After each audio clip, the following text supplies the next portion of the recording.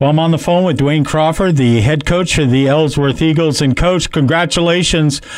It's Friday afternoon. You've made it through, well, after today, you've made it through a week of two-a-days. How's it gone? Tiring. Yeah, no kidding. It used to be I could make it till Friday before I hit the wall. I hit the wall Tuesday night. And I'll tell you, Monday morning I was down in MDI at 6 o'clock. I was at your place at 7 o'clock. By about 5 o'clock, I'm sitting there going, oh, those poor kids and coaches who are now going in the second part of their two-a-day. But then I'm thinking, well, all those kids have taken naps. You can't take a nap during the day. No, I know. I come back to the office, and by 8:30 at night, it's bedtime. So much for diagramming plays late at night. That's not happening. Yeah, two-a-days. No, it doesn't really happen that much at night. All right. So how's the week gone? It's been a great week. I mean, the kids worked really hard. We haven't had quite the turnout that I was hoping. We're at 23 right now. A good 23. They've all, with the exception of two, have been up through the program and have played, and so they have an idea of what's going on. Even the freshmen and some of the newer kids that are in. So, but they've worked hard. They're all really sore this morning. We took it easy on them this morning and just did X's and O's, and we'll do that again tonight because it looks like we'll probably be inside. Judging by what it's doing right now. So, yeah, I mean, it's raining. Just a walk through, yeah. And but yeah, they worked really, really hard. And I've told them, we've got 23. We're going to be going to Bucksport tomorrow, and Bucksport's probably got 43 or so, or 50 or whatever. And so we're going to work harder and longer and be in better shape because you guys aren't getting off the field. So they've done a good job. They've embraced it, and they've been really good. We've been really consistent with attendance. We've had a couple miss, maybe in the morning, but they'd be there at night. So we pretty much had the full squad every day. So it's been good. Do you expect to pick up a couple more with kids finishing up summer jobs, or is this a rough number that you're going to be at? Yeah, we usually pick up a couple when we get back to school, and then they're a ways away from helping us because they have to get acclimated and figure out what's going on, and especially if they're new to football. But we had 27 last year, so we're a few down from that. I was hoping we'd be in the mid-30s, but we had a couple of players that had played all the way up through and decided to work this fall instead of actually playing, and so that kind of that was a little disappointing. But at 23, I'd like to see another 8 or 10, obviously, but we can keep them healthy. We still have 23 good football players, so right. It's not like we have 30 kids on the team and 10 of them are just holding puffs for us. So they're a good group of kids. The problem, though, it becomes, and it's something that we've talked about in the past. When you don't have that number, it makes practices harder. Yeah, and fortunately, like I said, we've had a pretty consistent number every practice, so we've had enough to have a look offense or a look defense, and our look anyway is pretty much on air. So we line up garbage cans, or we have bags out there for players to hold, and so it's there's not a lot of contact during the X's and O's portion when we run our offense or our defense. So it's we've had enough to do all that. It comes down to when you have to have the same guys do special teams and then offense and defense and just never get a rotation off the field. That's when it really starts to hurt you.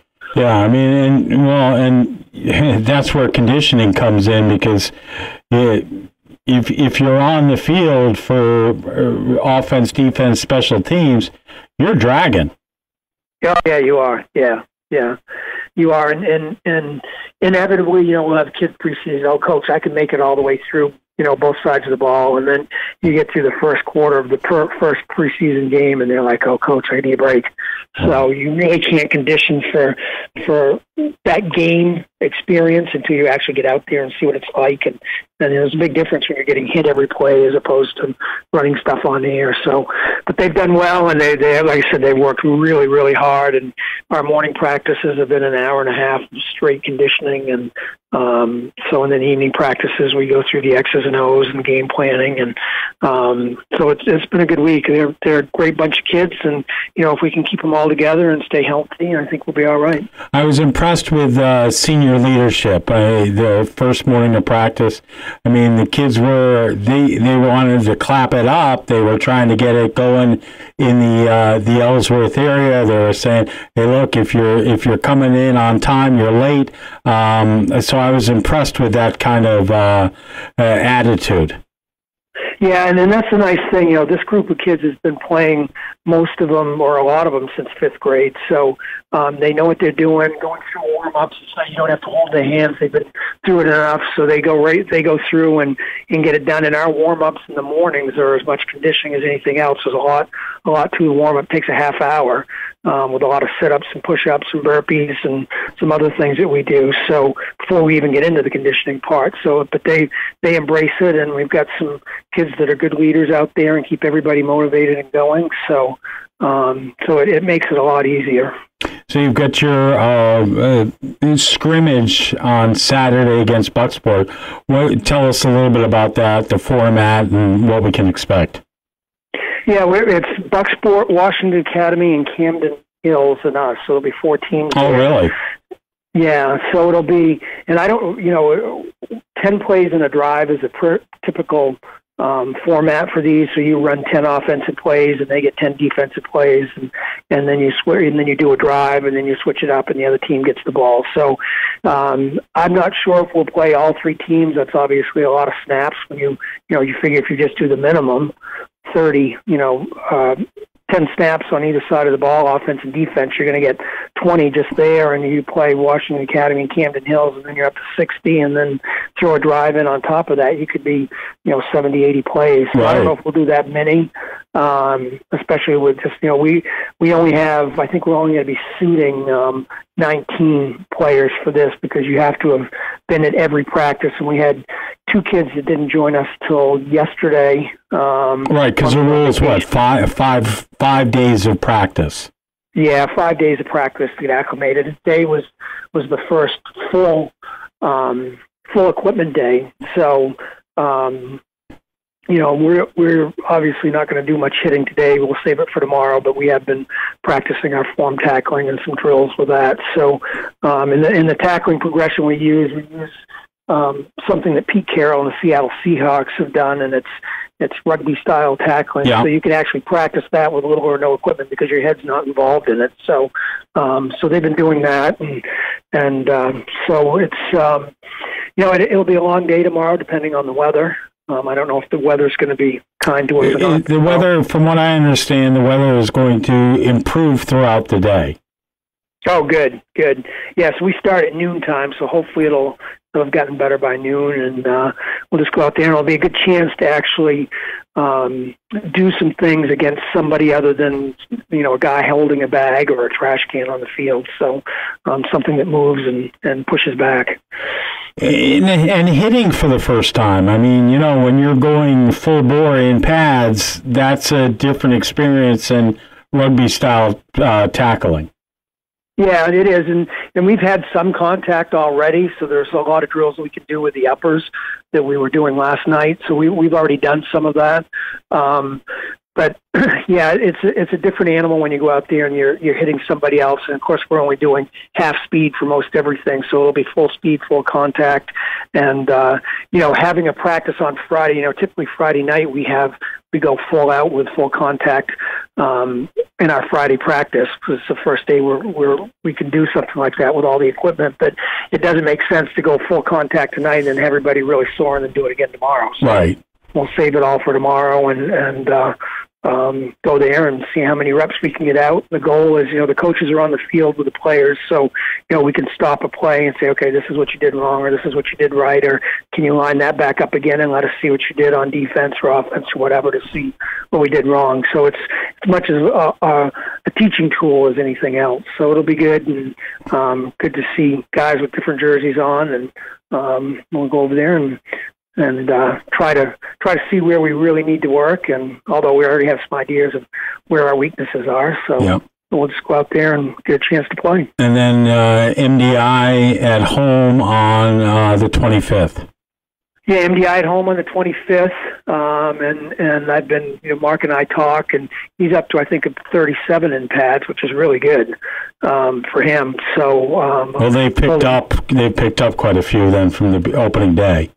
Yeah. So, and they do their weekend thing. They're going away this weekend. I don't think they scrimmage till Monday, but Monday at 10 in the morning against Hamden. Yeah, so we'll go. We'll see them Friday, and the varsity will play half, and then we'll gear it down from there and try to get some of our twos in. Although in our case, there's not a lot of extra bodies to put in, so we'll just filter kids in, and there's no kickoff, there's no live punt. We minimize, that part of the game. So the other thing, though, we're doing that night that I wanted to talk about the food drive. Yeah, so we're doing a food drive, non-perishable items for loaves and fishes that Sam Hughes, one of my assistant coaches, has actually suggested this summer just before we got started, wondering if we could do something like that. And the game against MDI seemed like a great way to, or a great game to culminate that, because we've got two local teams playing each other, and see if we can't get some donations brought in, and they can drop them off at the gate, and we can get that stuff to people who really need it. Yeah, we'll talk about it. We're going to broadcast the game on the 25th on WDEA Internet Radio.